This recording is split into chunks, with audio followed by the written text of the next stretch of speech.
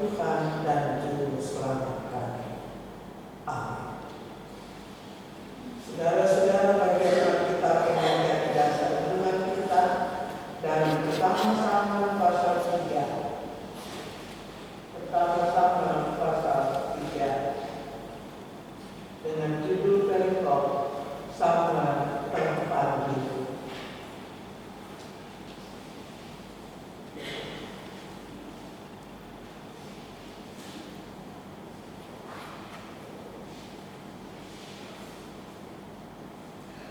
Dari perjanjian lama pertama-tama pasal 3 kita baca dengan Samuel terpanggil. Samuel yang muda itu menjadi pelayan Tuhan di bawah pengawasan Eli. Pada masa itu firman Tuhan jarang, penglihatan pun tidak sering. Pada suatu hari Eli yang matanya mulai kambuh dan tidak dapat melihat dengan baik sedang berbaring di tempat tidurnya. Lampu rumah Allah belum lagi padam. Samuel telah tidur di dalam bait suci Tuhan, tempat tamu Allah. Lalu Tuhan memanggil, Samuel, Samuel, dan dia menjawab, ya Bapa. Lalu berlarilah dia kepada Eli serta katanya, ya Bapa, bukankah Bapa memanggil aku? Tetapi Eli berkata, aku tidak memanggil, tidurlah kembali. Lalu pergilah dia tidur. Dan Tuhan memanggil Samuel sekali lagi. Samuel pun bangunlah, lalu pergi mendapatkan Eli serta berkata, ya Bapa, bukankah Bapa memanggil aku? Tetapi Eli berkata, aku tidak memanggil anakku, tidurlah kembali. Samuel belum mengenal Tuhan, firman Tuhan belum pernah dinyatakan kepadanya. Dan Tuhan memanggil Samuel sekali lagi untuk ketiga kalinya. Ia bangunlah lalu pergi mendapatkan Eli serta katanya, ya Bapa, bukankah Bapa memanggil aku? Lalu mengertilah Eli bahwa Tuhanlah yang memanggil anak itu. Sebab itu berkatalah Eli kepada Samuel, pergilah, tidur, dan apabila ia memanggil engkau, katakanlah, berbicaralah Tuhan, sebab hamba-Mu ini mendengar. Maka pergilah Samuel dan tidurlah ia di tempat tidurnya. Lalu datanglah Tuhan, berdiri di sana dan memanggil seperti yang sudah-sudah. Samuel, Samuel, dan Samuel menjawab, berbicaralah, sebab hamba-Mu ini mendengar. Lalu berfirmanlah Tuhan kepada Samuel, ketahuilah aku akan melakukan sesuatu di Israel, sehingga setiap orang yang mendengarnya akan bising kedua telinganya. Pada waktu itu aku akan menepati kepada Eli segala yang telah kufirmankan tentang keluarganya dari bulan sampai akhir. Sebab telah kuberitahukan kepadanya bahwa aku akan menghukum keluarganya untuk selamanya karena dosa yang telah diketahuinya, yakni bahwa anak-anaknya telah menghujat Allah, tetapi ia tidak memarahi mereka. Sebab itu aku telah bersumpah kepada keluarga Eli bahwa dosa keluarga Eli akan dihapuskan dengan korban sembelihan atau dengan korban sajian untuk selamanya. Samuel tidur sampai pagi. Kemudian dibukanya pintu rumah Tuhan. Samuel segera memberitahukan penglihatan itu kepada Eli. Tetapi Eli memanggil Samuel, katanya, Samuel, anakku. Jawab Samuel, ya Bapa. Kata Eli, apakah yang disampaikannya kepadamu? Janganlah kau sembunyikan kepadaku. Kiranya beginilah Allah menghukum aku, bahkan lebih lagi daripada itu, jika engkau menyembunyikan sepatah kata pun kepadaku dari apa yang disampaikannya kepadamu itu. Lalu Samuel memberitahukan semuanya itu kepadanya dengan tidak menyembunyikan sesuatu pun. Kemudian Eli berkata, "Ya Tuhan, biarlah diperbuatnya apa yang dipandangnya baik." Dan Samuel makin besar dan Tuhan menyertai dia, dan tidak ada satupun dari firman-Nya itu yang dibiarkan tertutur. Maka tahulah seluruh Israel dari Dan sampai Berseba bahwa kepada Samuel telah dipercayakan jabatan nabi Tuhan. Dan Tuhan selanjutnya menampakkan diri di Silo, sebab Dia menyatakan diri di Silo kepada Samuel dengan perantaraan firman-Nya. Demikianlah bagian firman Tuhan yang menjadi dasar renungan kita. Pujian pada Kristus kekal selama-lamanya. Amin. Saudara yang dikasihi di dalam Tuhan Yesus Kristus, sebagai bagian dari GKI Tanah Papua, kita dalam tahun ini ada di bawah satu fokus pelayanan, yaitu kita ada di tahun pemberdayaan. Dan bagian Alkitab yang kita baca hendak mengingatkan kita bahwa sebagai umat Tuhan, kita ini senantiasa ada dalam kasih dan pemberdayaan yang dilakukan Tuhan bagi kita. Kita tahu bahwa hidup di dunia ini penuh dengan tantangan, dan kita bisa menjadi orang yang tidak berdaya. Namun kita tidak boleh lupa bahwa sebelum Tuhan mengutus kita, memerintahkan kita, memberitakan Injil, sebenarnya Tuhan sudah memberdayakan. Dan karena itu kita diingatkan sekali lagi bahwa sesungguhnya kita semua ini telah dilengkapi Tuhan untuk menjalankan tugas panggilan kita sebagai orang Kristen di tengah dunia ini. Kalau ada di antara kita yang merasa lemah dan yang mungkin merasa apatis, tidak mau lagi menjalankan tugas dan panggilan sebagai orang Kristen, atau mungkin ada di antara kita begitu bersemangat, maka bagian Alkitab ini menjadi pelajaran penting juga untuk kita. Kita akan belajar dari pelajaran yang Tuhan berikan kepada Imam Eli dan juga Samuel. Saudara, apa yang terjadi dalam 1 Samuel 3 ini terjadi pada usia tua dari imam besar di Silo, yaitu Imam Eli. Para pakar menafsirkan atau memperkirakan usia Imam Eli di sekitar 90-an tahun pada waktu itu. Sementara umur Samuel pada waktu ini adalah 12 tahun. Kalau kita baca dari pasal 1, kita akan tahu Samuel punya mama namanya Hana, pernah menangis di bait Allah karena dia direndahkan oleh istri kedua suaminya karena tidak punya anak. Dalam tangisan itu ia mendapat tanggapan berkat dari Imam Eli. Setelah Samuel lahir, mungkin untuk istilah sekarang banyak potong dosa,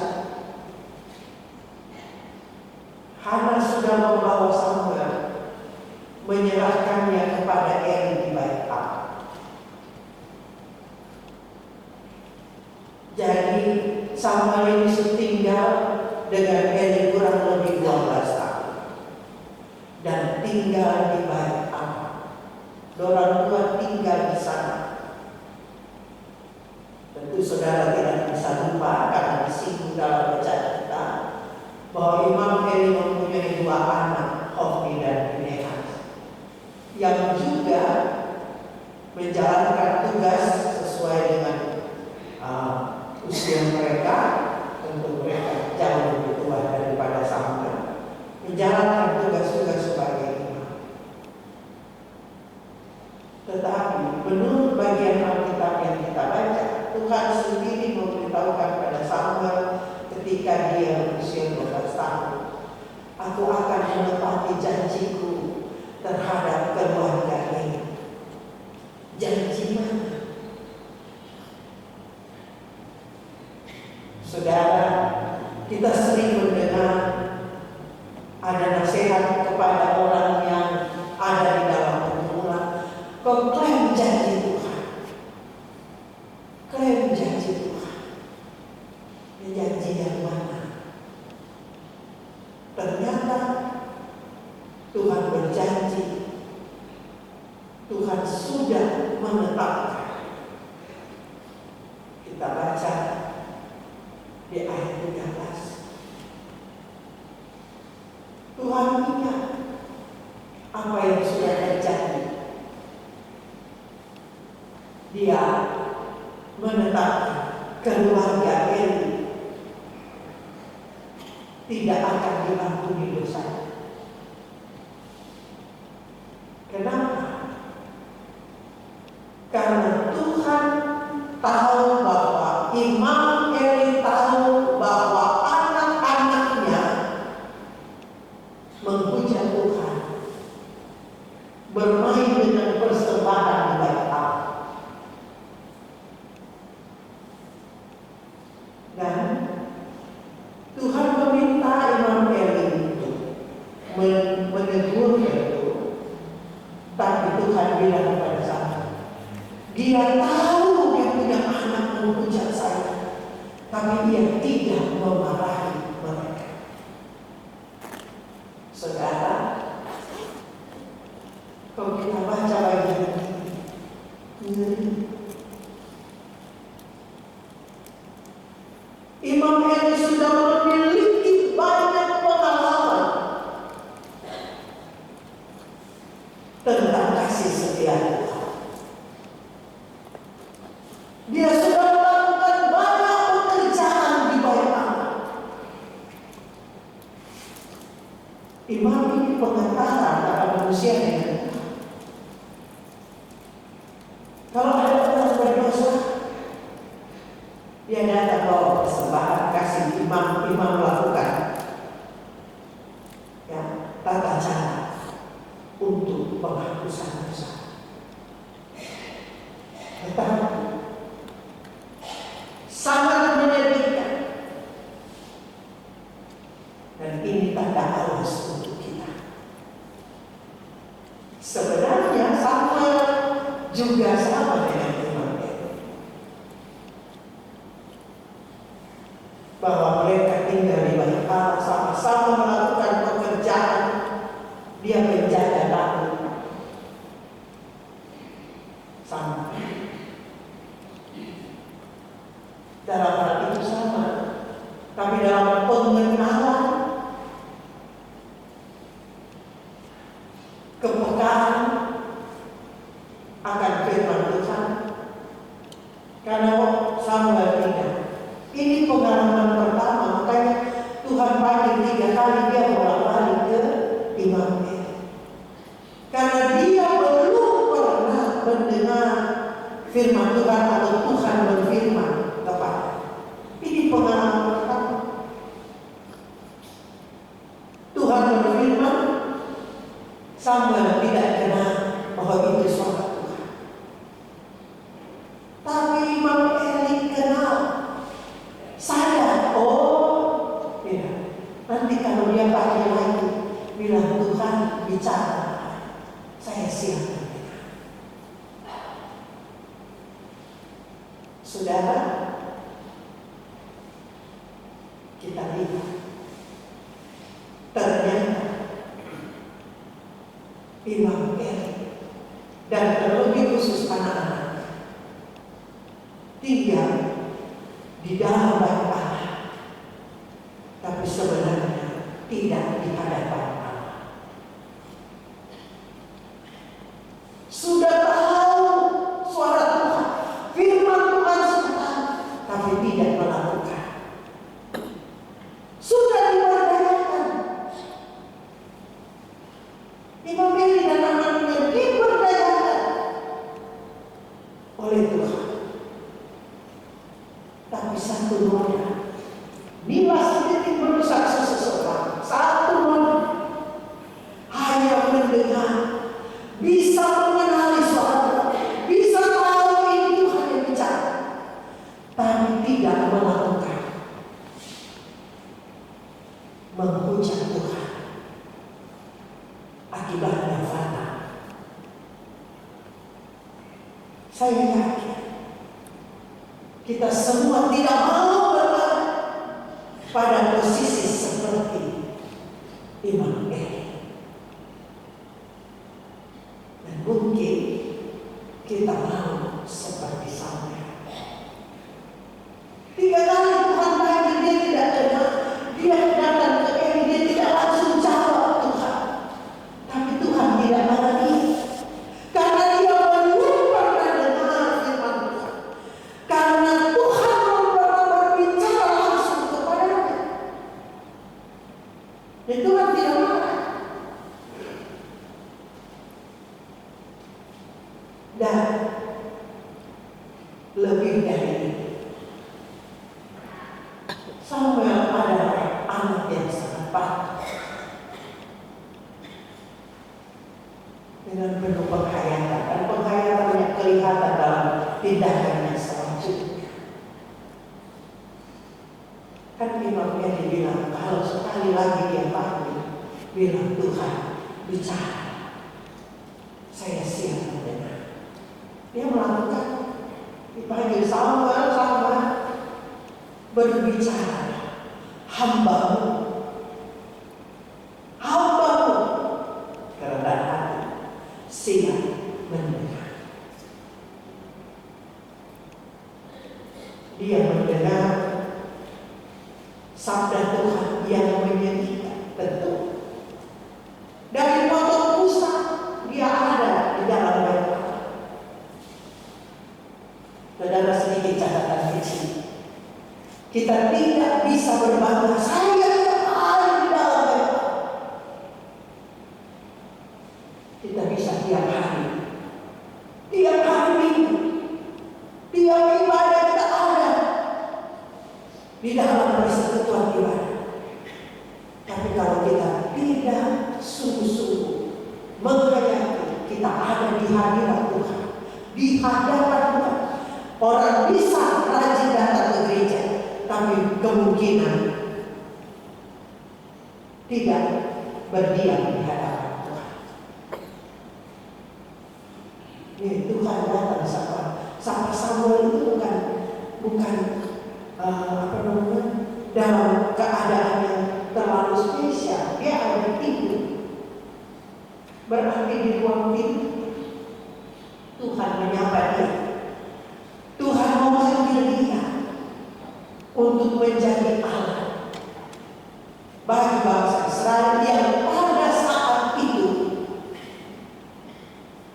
bayangkan, anak-anak Imam Eli saja sudah kacau itu, apalagi umat, ya kan? Umat Israel pada waktu itu kehidupan moralnya sangat rendah. Kita mau seperti Samuel. Saya yakin banyak saudara mendengar dan saudara mengikuti doa kalau mau baca firman.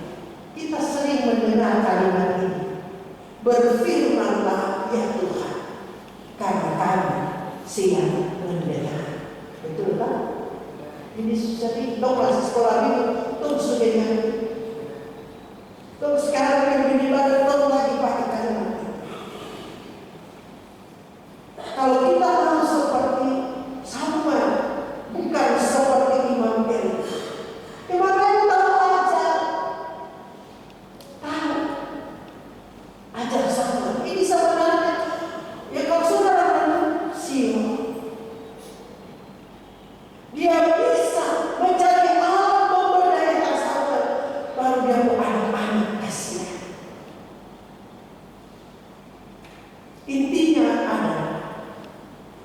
menjadi pendengar, menjadi pengajar, tapi tidak melakukan firman Tuhan.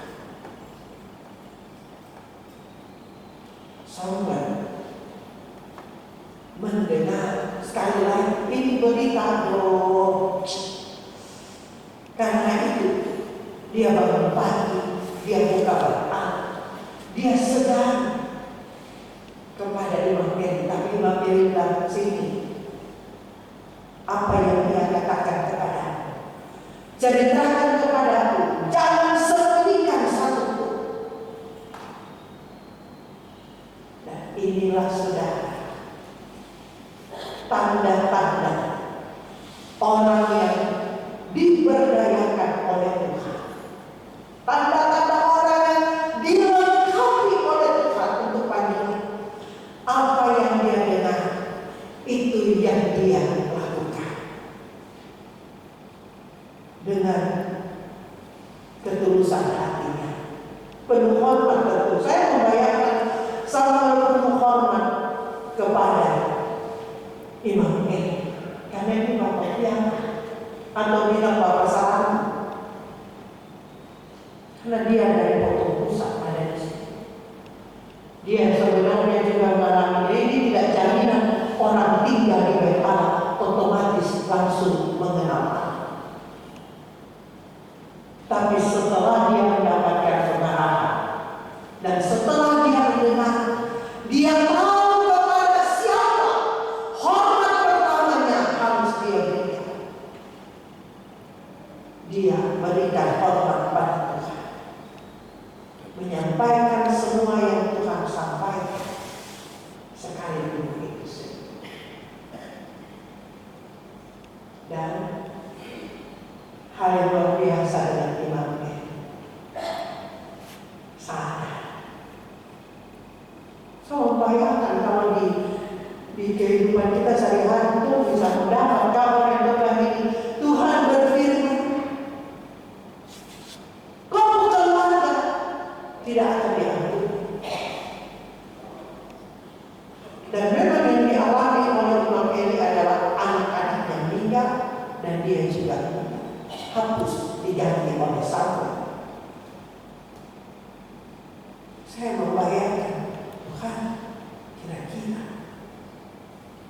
kalau Tuhan pakai saya pergi kasih tahu begitu, kira-kira akan dapat tinju kan? Dapat usir.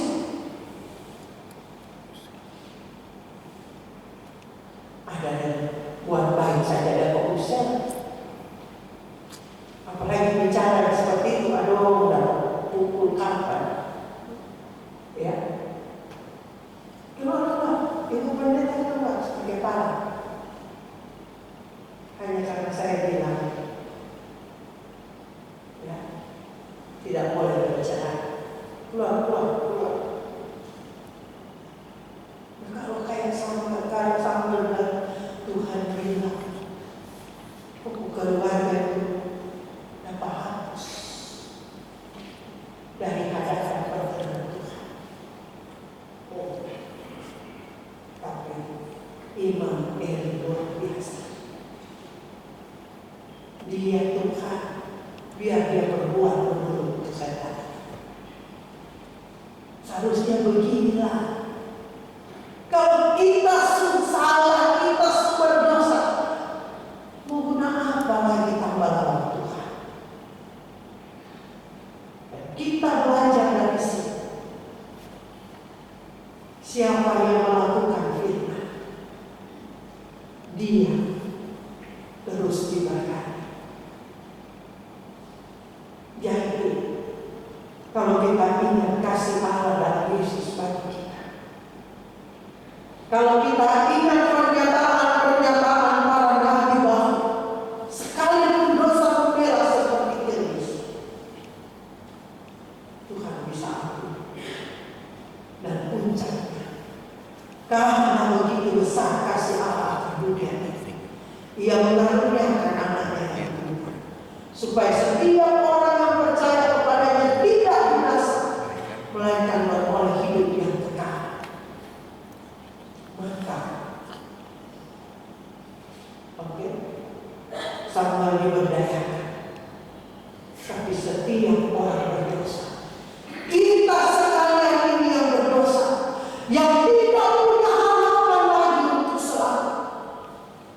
Yohanes 3:16, sabda Yesus menjadi anugerah besar untuk kita.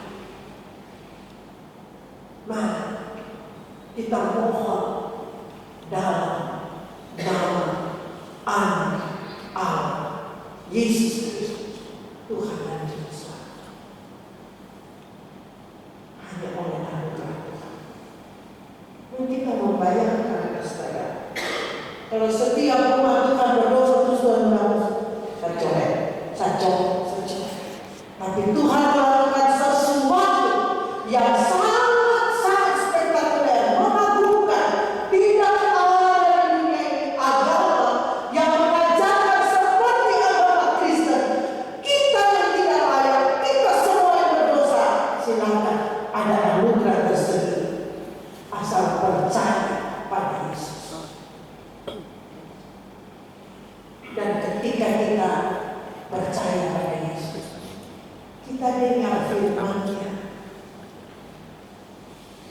Waktu perempuan berzina hendak dihukum, mau dilempar, silakan. Sampai merasa tidak berdosa, silakan. Tidak, karena semua sadar, itu semua berdosa. Tapi yang merasa diri tadi benar itu dan kemudian tidak berani untuk menghukum itu, kemudian pergi. Tuhan Yesus bilang kepada perempuan berzina, aku pun tidak menghukum engkau. Pergilah dan jangan berbuat dosa lagi. Jangan permainkan Tuhan. Allah tidak membiarkan dirinya dipermainkan. Imam Eli, mempermainkan, turut terlibat dengan tidak menegur, tidak memarahi anak yang sudah memuja Tuhan. Imam Eli terlibat. Karena itu tanda awas untuk kita sekarang. Jangan pikir saya pengalaman, saya selamat, saya kita banggakan jasa-jasa kita di dalam pelayanan kita. Firman yang benar, firman yang kita dengar, mari kita lakukan. Apa kehendak Tuhan yang kita serah, yang seharusnya membuat kita kuat, mari kita wujudkan dalam tindakannya. Dan itu harus dimulai dari dalam rumah tangga kita. Jangan kita terlalu sibuk di luar rumah, kita lupa rumah tangga kita. Bapak Ibu Saudara yang terkasih dalam Tuhan Yesus Kristus, kalau kita bilang, saya tidak kayak Imam Eli, saya ini kayak Samuel, saya sudah diberdayakan oleh Tuhan. Mari, kalau kita bilang kita ini seperti Samuel, kita selalu berfirmanlah Tuhan, hamba-Mu sudah siap mendengar. Dan cuma dengar lakukan. Dan salah satu ciri orang yang melengkapi Tuhan, dia tidak takut menyampaikan sebuah kebenaran, sekalipun kebenaran itu pahit adanya. Sama kalau ada anak sakit, malaria, kita tahu obat malaria sekarang sudah dikemas bagaimana, tapi dulu tong kecil mama kayak apa, tapi mau sembuh harus minum obat. Demikian firman. Tapi saudara, saya jangan ini sesuatu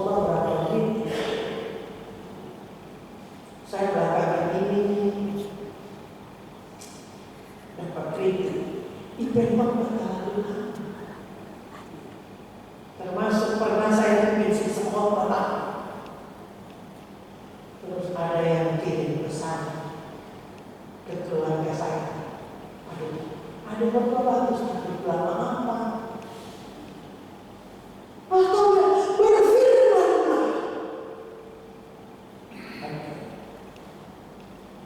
Tak apa-apa, kita dibatasi oleh waktu. Minggu lalu juga saya dapat kritik di zaman saya. Saya tanya begini, jadi saya dapat kritik itu. Dulu saya juga sudah dapat kritik di zaman kakak saya. Kakak saya itu wakil ketua PMC. Saksi korban satu jam dia berdiri depan pintu sana.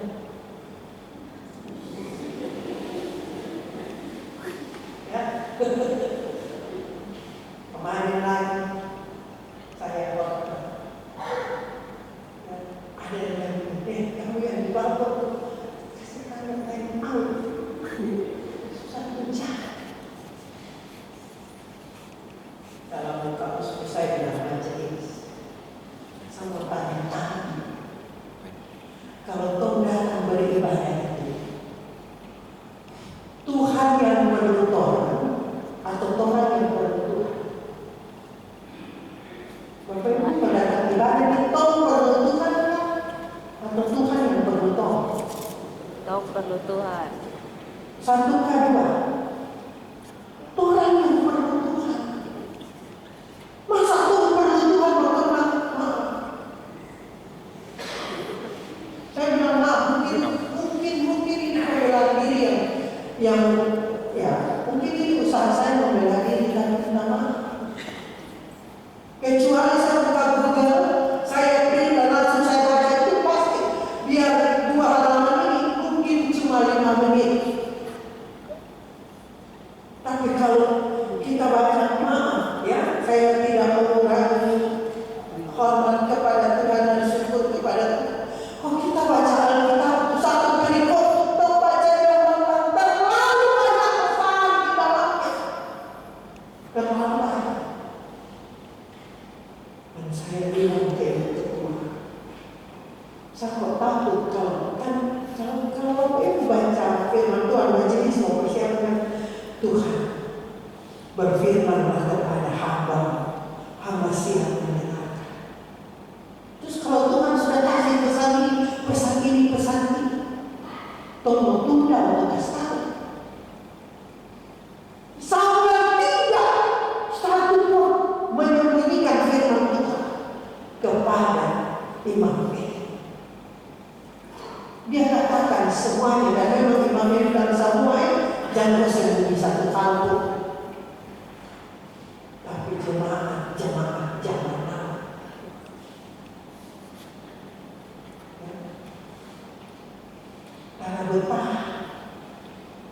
Tanah betah dengan pengajaran Injil. Kita kan pernah renungan pengajaran Injil kan? Jadi waktu saya dikritik kemarin sama becak, saya pertama tanya sama Tuhan, kalau main bola itu berapa menit deh? Bapak-bapak susah saya kayu bang.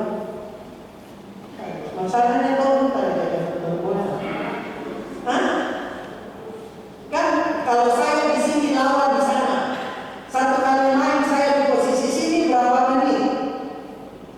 45 kan? Oh di sini semua begadang dalam bola ya? Mantap. Ya. Tapi kan bukan saya di sana, harus pindah ke sana lagi tuh. Iya, mau satu sama kan, nol kan, atau pindah. Sekarang saya harus dari 45 menit kedua saya di sana lawan di sini. Jadi 90 menit. Ya. Kalau dia punya klub yang dia cintai, mari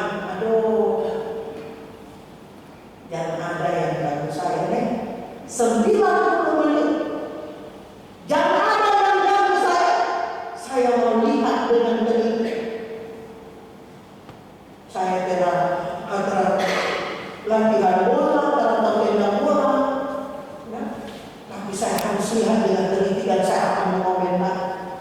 Saya bilang ke jemaat yang bilang, tadi kok terlalu lama, cuma 1 jam. Bisa bilang, sini. Kalau nonton bola, itu 90 menit kalau memang satu langsung keluar loh. Kalau draw bagaimana? Tambah 45 menit lagi. Jadi 135 menit. Kalau draw lagi penalti, betul tidak? Pak, gimana? Saya tak tahu nonton bola, betul? Iya. Hah? Taruhlah satu babak, aku bilang. Terus yang komentar dia, kalau nonton bola yang lama kan kita, saya dalam ibadah itu namanya gitu. Iya, saya perhatikan. Kenapa biar nonton bola lama? Kamu tidak bosan. Karena dia tampil main bola, ya, tidak pernah dia main bola. Tapi waktu nonton bola, kamu lebih dari pelatih. Betul tidak? Dia salah kalau gitu, dia lebih dari pelatih. Terus jangan bawa sikap itu masuk dalam ibadah. Jangan. Saudara ingat, nanti baca anak-anak Imam Eli. Domba tidak berpindah ke rumah. Jangan tidak dengar pada firman. Tapi sampai menghargai pemberdayaan kita, bersedia diajar oleh Imam Eli dan bersedia menyampaikan firman Tuhan sebagaimana seharusnya. Waktu saya dapat minggu lalu, kata tidur apa lain, saya mau lihat. Karena itu pokoknya kalau minggu apa itu, ya, teliti dalam mengajarkan Injil. Masih ada ini? Contoh, saya bawa khotbah sebagai pengajar. Karena waktu saya dikritik di kakak penjemaat, satu ponakan-ponakan itu lengkap penuh, bangun lagi. Om bisa bantu nanya, pendeta ini orang apa ya? Ya, terus saya bilang, dia orang ini. Besok ponakan ada di situ. Aduh, turun rumah sama Maan. Habis sama Maan di khotbah kayak ke SKS. Oh, malam minggu lalu saya tunggu apa tadi, saya tanya di Google dulu. Satu SKS berapa menit? Pengajaran tak? Karena ada dosen di sini. Nah, satu SKS 50 belajar tatap muka, 60 menit melakukan tugas struktur, 60 menit melakukan tugas mandiri. Jadi kalau bilang sama pada SKS berarti 100 menit. 100 menit itu 1 jam 40. Itu standar nasional. Satu kali. Standar internasional. Bapak Ibu tahu standar internasional satu SKS sama dengan berapa menit? 170 menit. Saya mau tanya, Injil itu standar daerah, standar nasional atau standar internasional? Firman Tuhan itu standar daerah, standar pelajaran standar daerah, standar nasional atau standar internasional? Nomor berapa? Ini bukan pilkada. Nomor 1, 2, atau 3. Injil itu berita kesukaan bagi seluruh yang mungkin. Ini pelajaran standar internasional. Jadi sehubungan dengan renungan saat saya mau bilang, mari beri diri. Kita jangan cuma ucap saja, Tuhan berfirman, kami hamba-hamba siap mendengarkan. Harus benar